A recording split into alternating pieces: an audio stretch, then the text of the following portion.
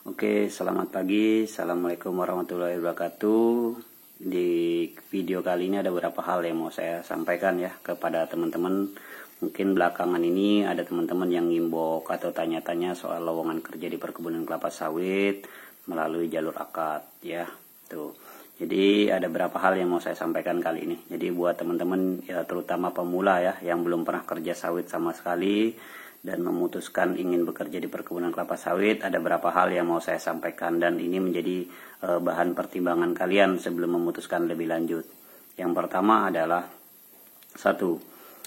minimal bekerja di perkebunan kelapa sawit itu 6 bulan. Jadi kalau sampean melalui jalur akad perekrutan dari Jawa itu minimal bekerjanya 6 bulan. Nah, pertanyaan saya, sampean siap nggak minimal bekerja 6 bulan?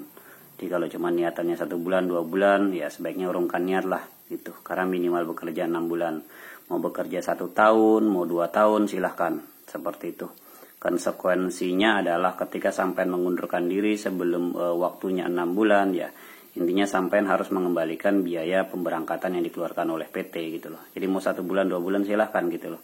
Tapi kan konsekuensinya yang rugi adalah sampean sendiri gitu loh. Biaya yang tadinya digratiskan akhirnya dibebani kepada sampean. Seperti itu.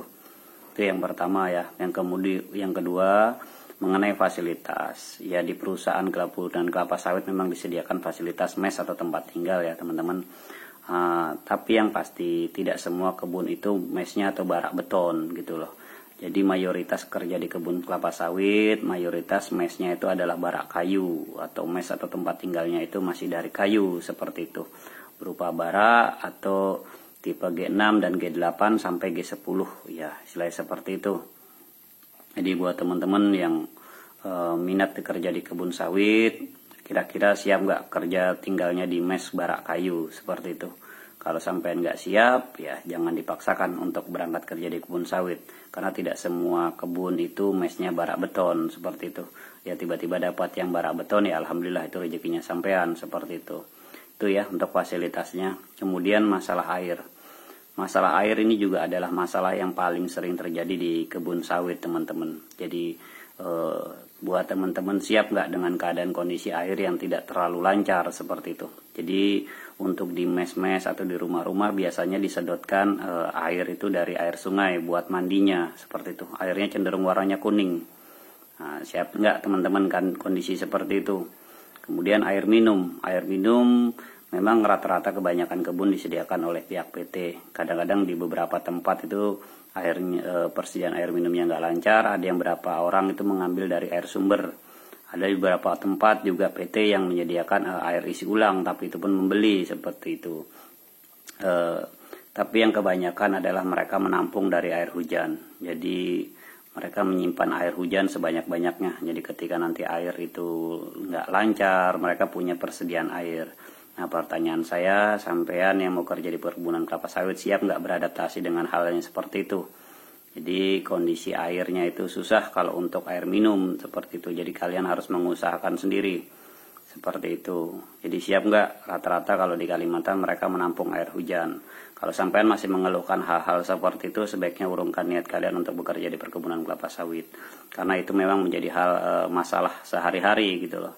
Kalau air sungai itu nggak ada habisnya. Mereka kadang mandi di sungai, kadang memang selalu disedotkan masuk ke rumahnya masing-masing seperti itu. Oke, itu masalah mes ya. Kemudian yang ketiga adalah masalah sinyal ya teman-teman. Jadi buat teman-teman kerja di perkebunan kelapa sawit itu ketika sampean direkrut masuk ke PT, sampean akan dibagi ke beberapa afdeling atau divisi, bahkan estate ya, seperti itu. Jadi kondisi sinyal setiap tempat itu nggak sama, walaupun satu PT kondisi sinyalnya nggak sama seperti itu. Kebetulan sampai dekat desa, dekat kota misalnya, ya alhamdulillah sinyalnya bagus gitu. Kebetulan yang agak jauh ya sinyalnya susah. Biasanya solusinya mereka itu cari ke tempat yang agak tinggi, atau misalnya mereka membeli modem MiFi itu digantung nanti seperti itu sinyalnya supaya lebih lancar 4G-nya. Nah, pertanyaan saya, sampean siap nggak dengan kondisi seperti itu? Kondisi sinyal yang istilahnya tidak akan selalu lancar seperti itu. Ketika masuk dapat sebuah kebun yang memang sinyalnya agak susah, sampean siap nggak seperti itu? Jadi ketika kalian memang nggak siap dengan hal seperti itu, sebaiknya urungkan niat untuk kerja di perkebunan kelapa sawit. Karena itu menjadi masalah sehari-hari mereka kerja di kebun sawit seperti itu. Tapi tetap selalu bisa komunikasi, walaupun tidak selalu lancar seperti di kota, ya. Itu tadi kalau sudah masalah air, masalah mes, terus kemudian masalah sinyal, ya. Kemudian masalah yang lain-lainnya adalah masalah mengeluh, ya teman-teman. Jadi kalau selama sampean sifatnya wataknya masih apapun mengeluh, jangan berharap bisa bekerja dengan baik kerja di kebun kelapa sawit Kalimantan, teman-teman, ya. Karena apa? Kerja di kebun kelapa sawit itu memang banyak kekurangannya, teman-teman. Bagaimana kita mengantisipasi, itulah menjadi solusi kita semua kayak gitu.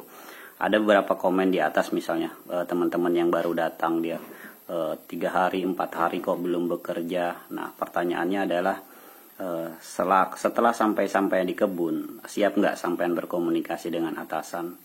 Jadi terkadang komunikasi inilah masalah yang paling sering terjadi di kebun sawit, teman-teman. Jadi ketika tenaga kerja itu datang ke sana, mereka tuh kayak menunggu gitu loh. Kalau nggak disuruh kerja ya nggak kerja, kalau nggak dikasih alat ya nggak bisa apa-apa lah, istilahnya seperti itu. Nah, pertanyaan saya adalah sampean siap nggak berkomunikasi sama pihak PT? Karena seperti itu pasti terjadi di kebun-kebun, ya teman-teman.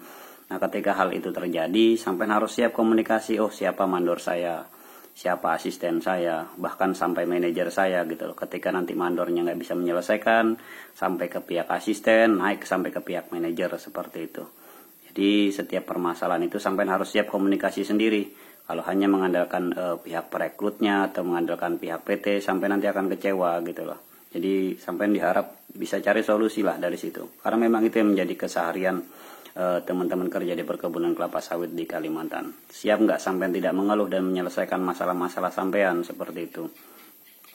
Jadi kalau dibilang keluhan, ya teman-teman, hampir di banyak kebun kita masukkan tenaga kerja itu dengan PT yang fasilitasnya bagus sekalipun, sawit yang pendek sekalipun, tetap aja tingkat orang mengeluh itu luar biasa tingginya seperti itu. Jadi nggak ada habisnya kalau nurutin mengeluh seperti itu.